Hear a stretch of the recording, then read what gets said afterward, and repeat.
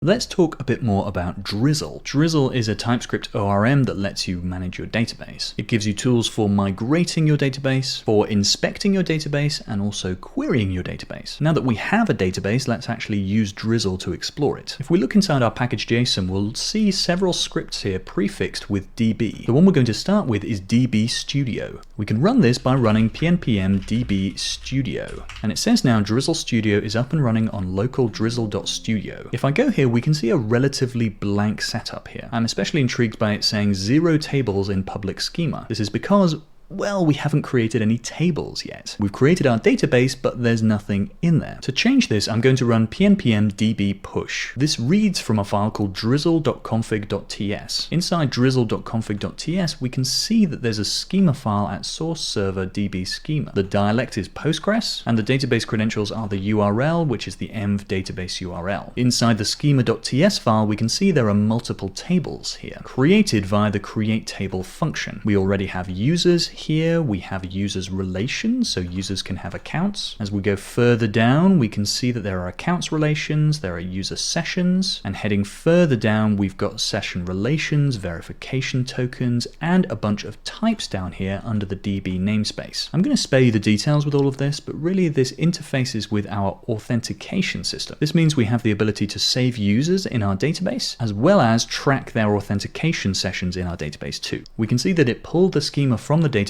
and then applied a bunch of changes. And if we go back to the studio, we can see now there are a bunch of tables here. Account, session, user, and verification token. There are currently no rows in any of these tables because, well, we haven't really used our app yet. When we set up authentication, we'll come back here and see what's been added. But the two main takeaways I want you to draw from this are that we can use db studio here to inspect our database, and db push in order to make our database reflect our schema. The flow here is going to be make changes to the schema, then run db push in order to see those changes in the database. So there we go. We now have the tools we need to observe our database and make any necessary changes to it. That's what Drizzle does, and it's pretty good at it. I will see you in the next one.